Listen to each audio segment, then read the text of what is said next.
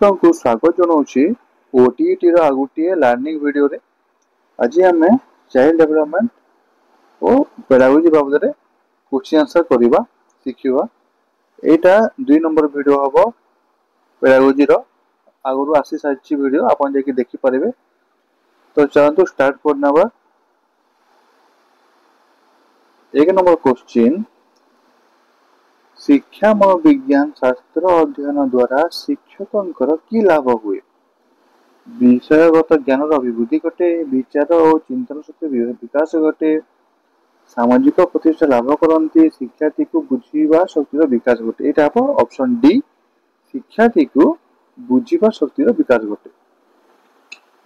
2 number, वस्तुनिष्ठ प्रश्न क्या कह जाए?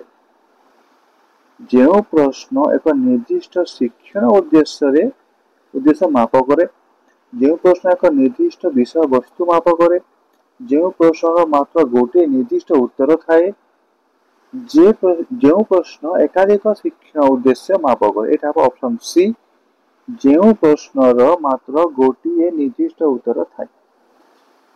3 नंबर, श्रेणी प्रमोशन निमंते मुख्यतः केउ परीक्षण व्यवहार करा जाई थाए?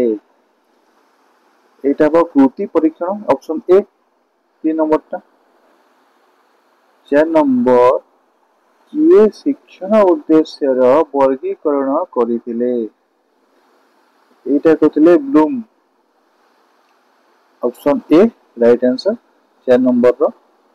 5 नंबर देखंतु, जड़े शिक्षक 10टी गणित प्रश्न प्रस्तुत करी गोटे श्रेणी शिक्षार्थी मान भिन्न भिन्न समय परीक्षा करी देखिले जे प्रत्येकंकर नंबर प्राय स्थिरता रहुची।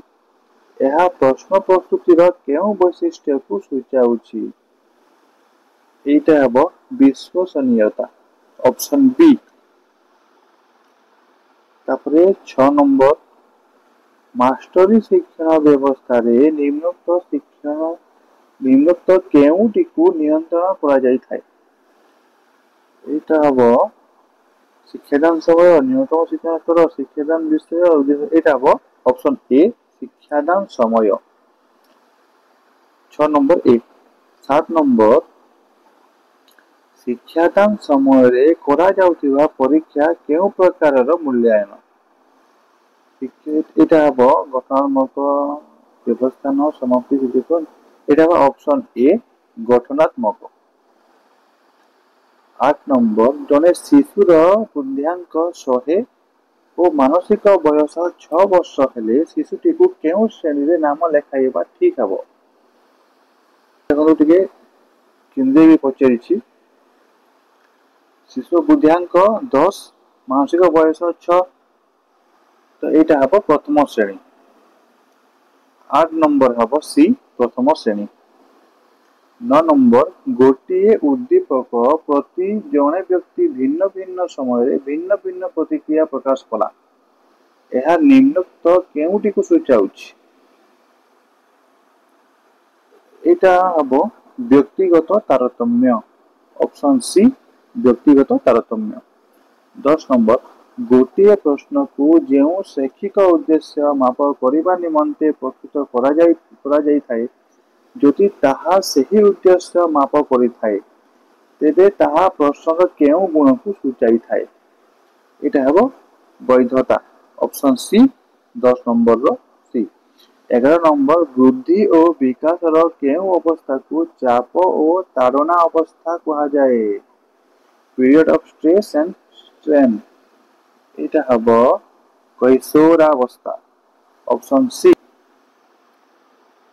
12 नंबर, शिशुर बौद्धिक विकास मुख्यतः 4टी पर्याय दे संगठित होइथाए।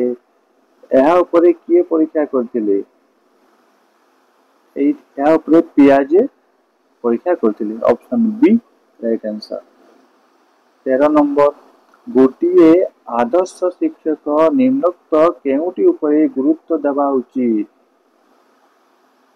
उद्देश्य भित्तिक शिक्षादान, कार्य भित्तिक शिक्षादान, शिक्षार्थी केंद्रिक शिक्षादान, उपयुक्त समस्त। एटा हबो ऑप्शन डी उपयुक्त समस्त। 14 नंबर, मानसिक मानकीकृत परीक्षण प्रश्न प्रस्तुति निमंते केउ क्रमटी ठीक विषय चयन शिक्षण उद्देश्य स्थिर करिबा प्रश्न नक्शा प्रस्तुति प्रश्नर गठन विषय चयन प्रश्न नक्शा प्रस्तुति शिक्षण उद्देश्य स्थिर करिबा प्रश्न प्रस्तुति प्रश्न नक्शा प्रस्तुति शिक्षण उद्देश्य स्थिर करिबा विषय चयन प्रश्न प्रस्तुति शिक्षण उद्देश्य स्थिर करिबा प्रश्न नक्शा प्रस्तुति प्रश्न गठन प्रश्न विश्लेषण एटा हबो ऑप्शन डी लास्ट हबो option D 14 number D 15 number प्राथमिक विद्यालय रे शिक्षार्थी मानकर समयानुवर्तिता अनुध्यान निमंते केउटी मुख्यतः व्यवहार करा जाई थाए एटा हबो चेकलिस्ट 15 नंबर ए 16 नंबर व्यक्ति अध्ययन पाई निम्नोक्त केउ तथ्य संग्रह करा जाए व्यक्ति अध्ययन पाई सांगसाथी सह संपर्क पड़ोशी सह संपर्क सहपाठी सह संपर्क समस्त डी हेबो उपरोक्त समस्त 17 नंबर शिक्षण केउ प्रक्रिया को बुझाए शिक्षण आचरणगत परिवर्तन अभ्यासमूलक गुणात्मक ना उपरोक्त समस्त एटा हेबो आचरणगत परिवर्तन 17 नंबर हेबो आचरणगत 18 नंबर शिक्षण क्षेत्र रे अभिप्रेरणार कार्य कौन अभिप्रेरणार कार्य कौन आचरण को रक्षाभिमुखी करिबा आचरण को सक्रिय करिबा आचरण को शृंखलित करिबा ये समस्त उपरोक्त समस्त डी 18 नंबर डी 19 नंबर जने शिक्षक कागजर व्यवहार कौन बोली पिला मानकु पचारिले जड़े छात्र 10 रु 15 टी प्रयोगात्मक व्यवहार उदाहरण देला यह छात्र की प्रकार चिंतन 19 नंबर केंद्र प्रसारी नियंत्रित केंद्राभिमुखी काल्पनिक यह हम केंद्र प्रसारी ए 19 number A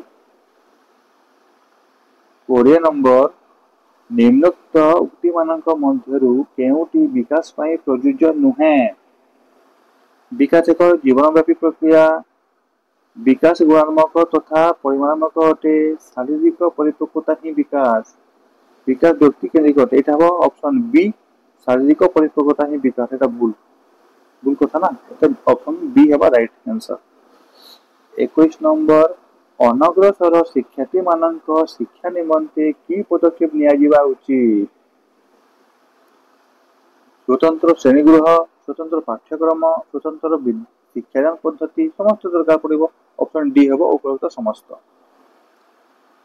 heat the iron when it is hot एहा केउ शिक्षण नियम उपर आधारित एटा प्रस्तुति नियम ऑप्शन ए होची राइट आंसर 23 नंबर शिक्षादान पद्धति दृष्टि केउ क्रमटी ठीक प्रसंगीकरण व्याख्याकरण पूर्व ज्ञान परीक्षा मूल्यांकन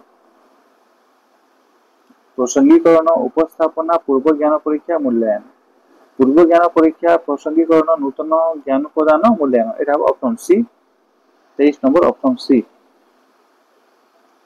24 नंबर प्रतिभावान विद्यार्थी मानकर बौद्धिक विकास निमंते शिक्षक कोन करिबा उचित जिज्ञासामूलक प्रश्न पचारिबे केंद्र प्रसारी चिंतन पाई सुजोग देबे विश्लेषणात्मक प्रयोगात्मक प्रश्न पचारिबे ए समस्त सब करिबे ऑप्शन डी हेबो उपरोक्त समस्त 25 नंबर गठनात्मक मूल्यांकन निमंते केउटीर व्यवहार करा जाय नाही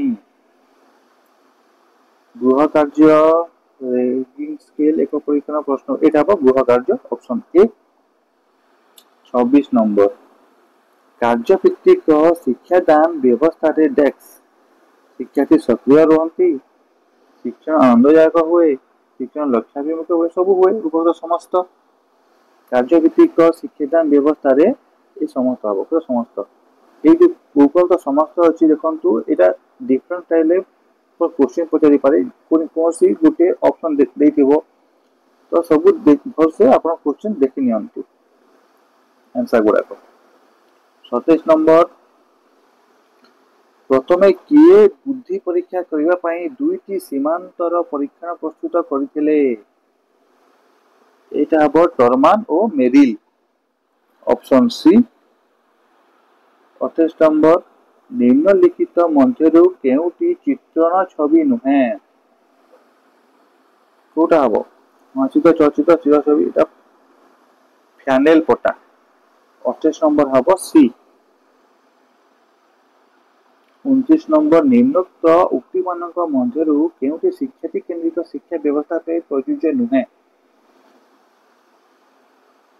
शिक्षार्थी शिक्षण दक्षता हासिल पर गुरुत्व दिया जाय थाए शिक्षक शिक्षण सहायक हिसाब से काम करथांती विद्यालय रे शिक्षार्थी उपस्थिति ऊपर गुरुत्व दिया जाय थाए एटा ऑप्शन सी नुहे कहिछि 29 नंबर सी 30 नंबर किए तांको शिक्षण तत्व उपस्थापना पई गोटे बिराडी नहीं परीक्षा करथिले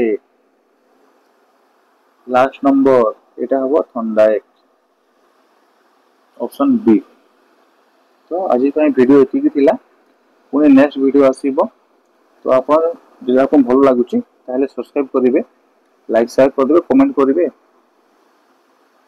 ठीक अछि आज एतिकी धन्यवाद।